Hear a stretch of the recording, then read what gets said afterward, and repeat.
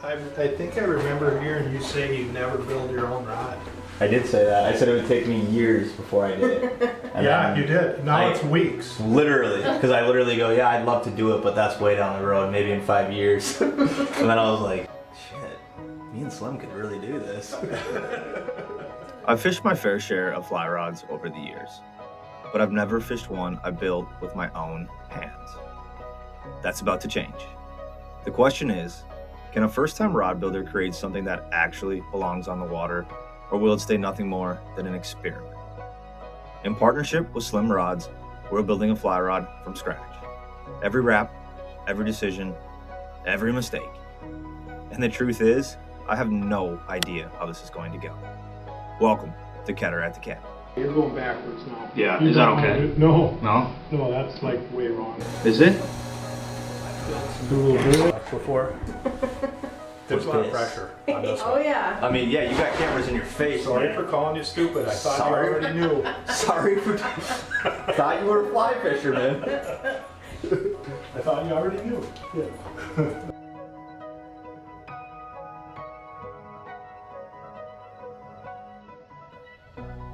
Excited?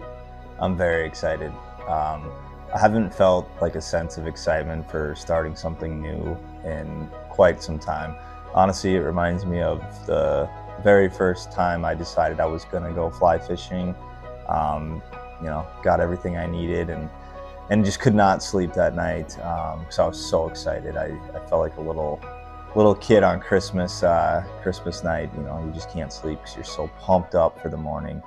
And I had that same feeling again. I'm very excited to start on a new journey, start something new.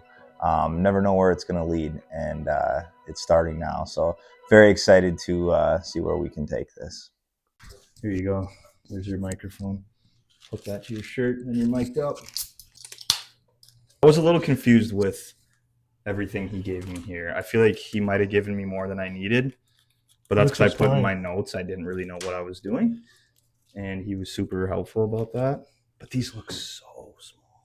When they make a blank, it starts out as a flat sheet of carbon, and it gets rolled on here. They cut them in flags and patterns and whatever. That's what makes all the action. So once we kind of decided we were going to do this, it was huge to have a mentor, to have someone who knew what to do.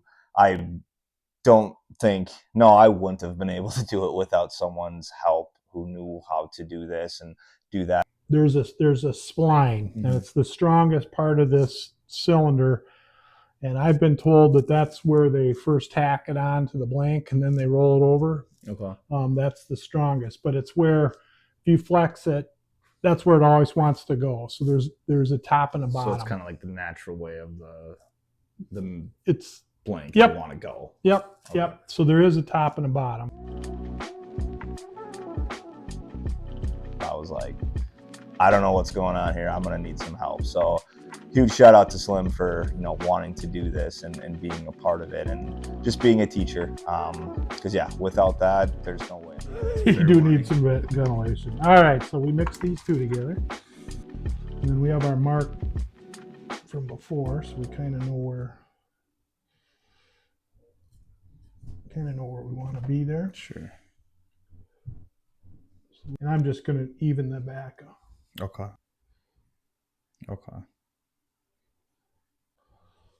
Do you put any at all on the end of that maple rod seat? We'll get some on there, but you really coated up on that little part of the actual blank. Okay. Yeah, that's kind of there for the butt cap. Sure. It kind of comes down to how much cleanup you want to do. You can put a ton on here, but you just squeeze it all out.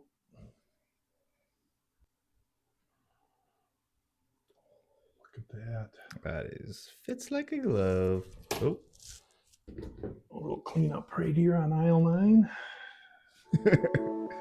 I remember the first rod I ever built. And this is a while ago. This was back in the 80s. I went to college in northern Minnesota, worked at a sporting goods store. And back in the early 80s, that's kind of when graphite got to be a thing. And back then graphite was it was a good deal, but the early rods, the early Fenwicks, all that, they were brittle. So the sporting goods store I worked at, we would get return broken fishing rods, and we would kind of rummage through the spinning rods, find a good action top, and then we would I glued some cork on the end of a broken spinning rod. Took some sandpaper, sanded it down smooth, and taped a reel to it and made an ice ride out of it. You know, now 40 some years later, if I would have kept going, now that's a big thing. But that was the first time I ever screwed around with that. Coat it up in there. There we go. It's gonna be sweet. And cover up that tape good. Okay. But the grip, as you push it down, is going to push that glue down. Sure. Make a big old mess. Yep. Cork it. Yep. Obviously, we're going this way. Yep. All right. All right, here we go. Then as you're spinning it, as you're pushing it down, turn it. Oh, wait, turn the rod. Yeah, turn the handle, Turn so the it just kind of Just turn it kinda more. like that. Yep. Okay. Nope. Keep spinning it. Keep so spinning. it kind of moves the glue around. Okay. I got you. Maybe a little more Like that. Yep. There we go. Start cleaning that puppy up.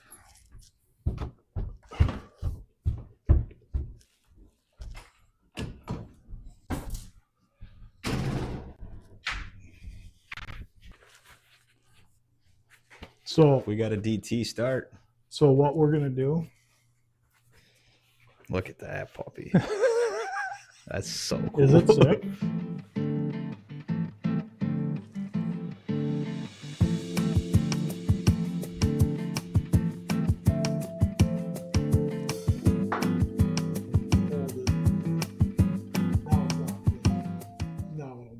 Okay.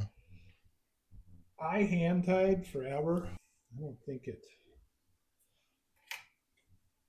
So when you're doing this to obviously put on our snake guides and stuff, how do you know enough is enough? Well, you're just basically trying to make it look good. Okay. So if this is like the start of my guide, like if my guide foot ends right there. Mm-hmm. I like to go like 1/8 of an inch. After going to Slim's school for guide wrapping, I was finally ready to sit down and try it out for myself. This was the part I was most nervous about. Little did we realize, with me being a southpaw, everything was a bit backwards. But we adapted, figured it out, and before long, I was on my way. Got my X right here. Okay, so we need to go under. Yeah, over the top. Okay, and then you came across it. Nope. You came to the side of it, didn't you? Yeah, Okay, there we go. There you go. Okay. Now. I think it was back this way. Yep, and then go around. There you go. Yep. So now you got your X. Okay. Now spin it, and then just turn that. Okay. Usually you would grab the handle, but this one's still dry. Oh, there we go. Okay. Okay, but see how it's spinning? Mm-hmm. So with this, you have to bring that X around with you. So you got over. And now we're gonna hang on. Then hang on, and then pull that as you spin. Pull that with you, so that that X. See, you got an X there. Mm-hmm. Keep that X moving. Locking it in, I believe. And then with you just now and I like this little tool. You can kind of, or with your fingernail works good. Yeah. That is pretty neat. That is sweet. There you have it. Got some guide wrapping, eh? Have you ever built something with your own hands before? Not really, no. Yeah, I mean, I took wood shop class back in high school and built some birdhouses and stuff, but no, I'm not really someone who's built a lot with my own hands and created stuff. So I'm really excited to do that.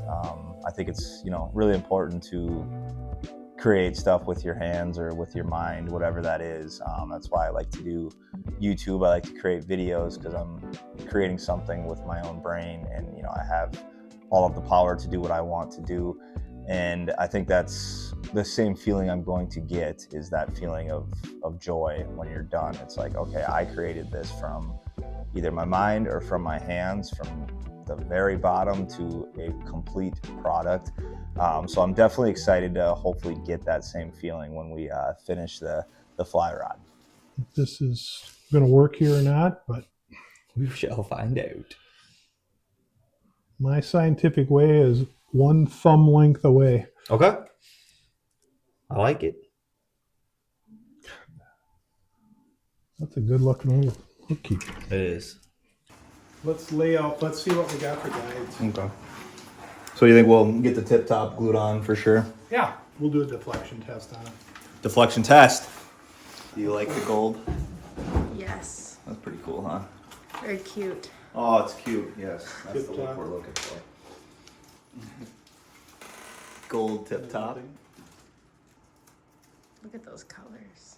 Nickel, maple, cork, driftless twig.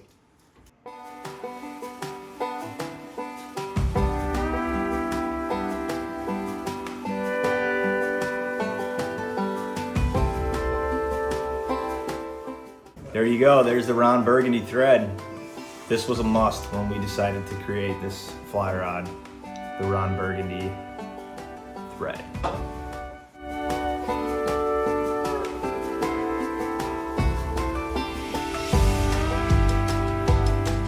The gold here already rigged up. Perfect Minnesota fly rod. Well, we're not rocking. Yeah, you gotta crack open, man. There you go. There you go.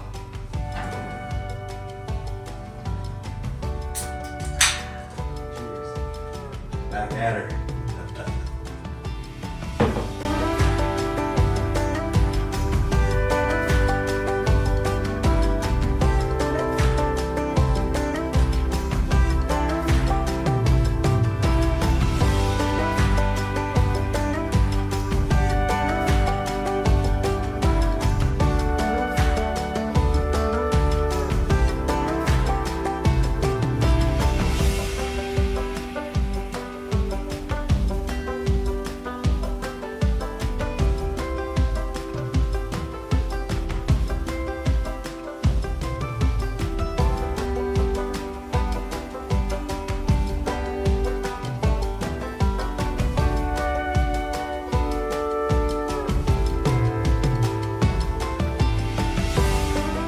There, now match that length to that.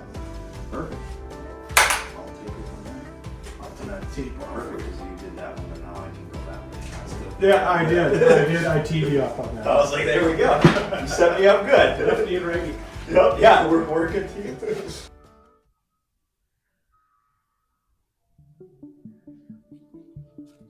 About a month had slipped by since we kicked this thing off. And yeah, life has a way of filling the gaps. But I found my windows. A few sneaky 20+ degree days, just enough to get out there, dead drifting for winter browns, keeping the line tight and the fire lit. Nothing flashy, just enough to stay locked in and stay motivated. Spring? She was taking her time, just barely starting to show her face. Then one day, the maple tree started dripping, and that's when I knew time was ticking. One last push before everything changed. So, I called in the big guns. Enter the design team. All right, what are we working on today? We are working on our design, and we have someone here who is going to help with that because the on the rod, we're going to have our label. Inkscape. Inkscape is how So we're you doing can make this. a vector file. for Okay. each sticker. We are making a vector file for our sticker for the DT.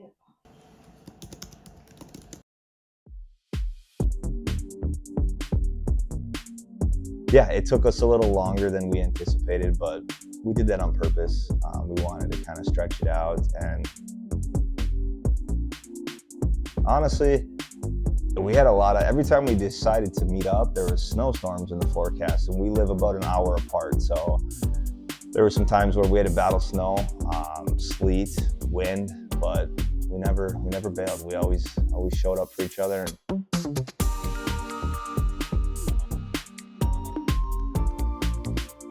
This one's nice. Oh yeah, This one? I love that. Yeah.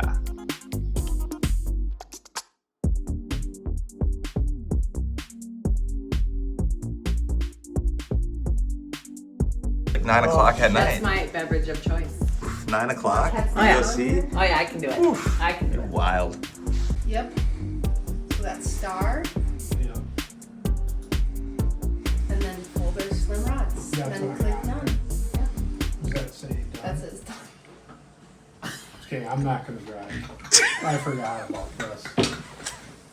You really don't want to drive? We just Well, my God, I'm sitting on the floor and I can't see the screen.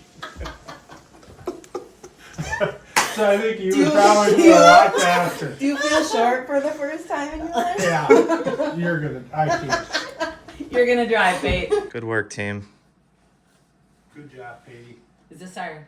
Yeah. Yeah. It's our sign off. Signing off. Signing off. Signing off. We did it. We did it. We are in the final stages, everybody. First page. This page. With that out of the way, and March coming in hot, you could say Slim and I were getting a little restless. It was time to get back in the shop, spin up the epoxy, and get the twig water ready for those spring hatches I have been dreaming about all winter long.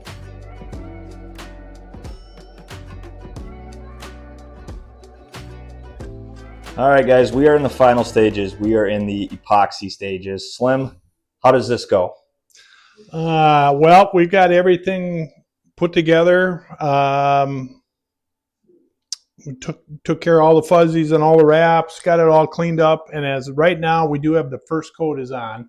Now we'll put our labels on, put on a final coat or maybe a final coat of the epoxy, and we'll see how that one looks after that's dry. We might add one more, clean it up in between, and she'll be done. She'll be ready to fish. Perfect. Check out our labels here, guys. Get that on there. Shout out to Peyton and Deb for their help on this. We got Slim's Custom Rods. Ketter at the cabin. This is the Driftless Twig, 8-foot 3-weight, and you know it is made in America. You've got this. I've got it turned at the side that we want, but it does leave right at the apex of the round, of the top of the blank. It gives you a straight line, and that's what I line it up with. But if you were to, first you want to line it up left and right. That looks pretty stand. We're going to stick her down. All right. Got the Scotch tape trick going on.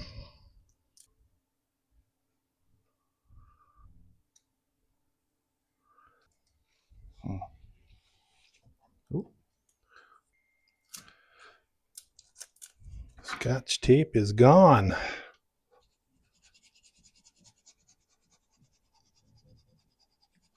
That is so cool. Holy cow, I love it.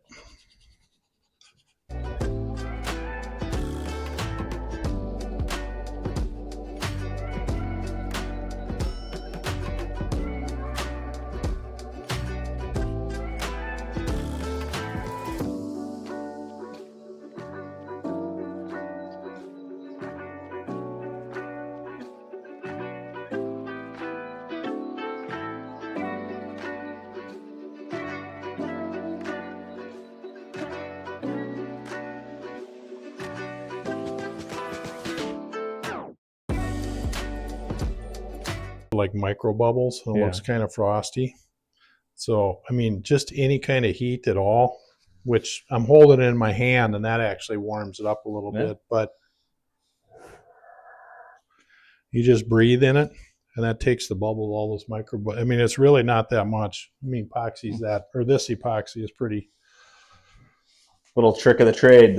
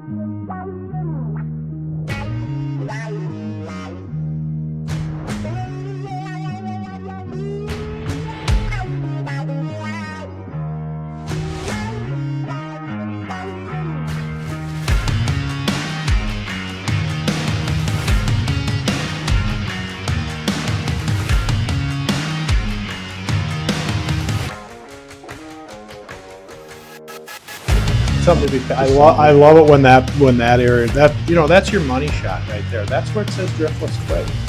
That's what you're all about. Exactly.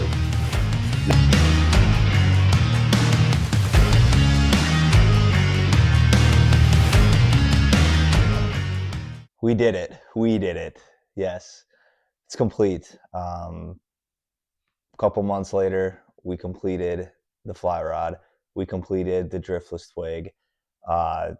It's just really cool to look back and think about from when we were sitting around the table, family table at Christmas, and decided to, hey, let's go ahead and make a fly rod, and to where we are now today, to a completed product. The Driftless Twig is alive.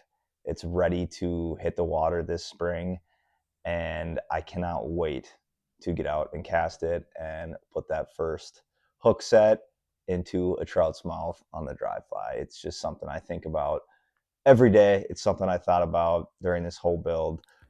The twig was done, finished at last. The Driftless was unthawing, slowly but surely. High and dirty water made for some tough fishing. As much as I wanted to go throw the twig around at some brown trout, sipping on some midges, there were other responsibilities calling my name. The Great Water Fly Fishing Expo was rolling into town, and I was geared up to join the crew at Money Creek Outfitters for some live reporting from the show floor. And honestly, there's no better place to shake off the winter rust, catching up with buddies, talking fishing for hours on end, and feeling that buzz in the air as everyone starts dreaming about spring. Oh, and what a place to finally show off a new fly rod. Because to my surprise, a very special delivery showed up on the expo floor. Just in time. What brought you to the Fly Fishing Expo? Actually, I came to see you. You hear that? He came to see me. Yeah. And, do you build any custom rods or anything? Actually, I have built a few rods in the time, and the one you're holding is one that we collaborated on, and that was our winter project. So it could kind of be an unveiling today. There you go. You see that? That is the Driftless Twig.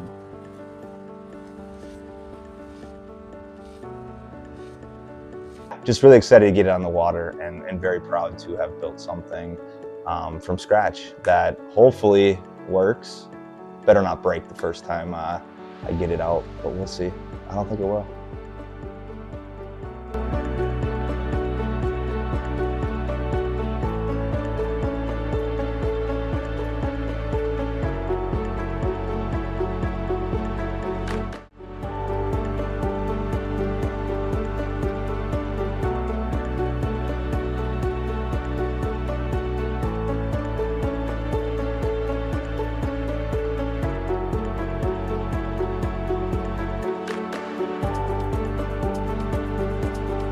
Wow.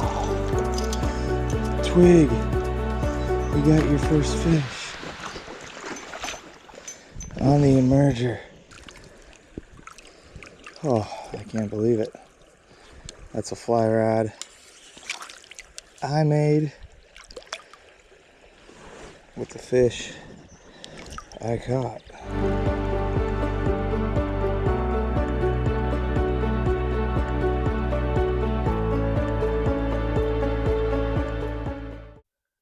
Honestly, it was more than building a rod. Like, yes, we obviously made a fly rod and we got together to do that, but it was more than that. It was an excuse to bring family together. It was more than a rod. It became kind of like a family project across multiple people, which we didn't know that's what was going to happen when we started this. But just naturally, more people got involved, and that was the most special part. It was so cool to bring in other people and other ideas and other skill sets and have it all come together to create one thing. And it was a fly rod for me, so I feel very grateful and just happy to have a final product. But yeah, I mean, every time we got together, Slim's better half made a fantastic meal every single time, and I always had a cold Coors Light waiting for me when I walked through that door. And yeah, crack a cold beer and work on the rod for a few hours, have a nice meal, and go back to work for a little bit. And it was just fun to have those moments where if we weren't building that rod, probably wouldn't have been doing that. And it was just a great excuse to get together. Yeah, I mean, at the end of the day, yeah, we created a fly rod, but we created memories and brought family together and just made it a very wholesome experience. So that's the biggest thing I'll take from it. Yeah, Driftless Twig. Let's go catch some fish.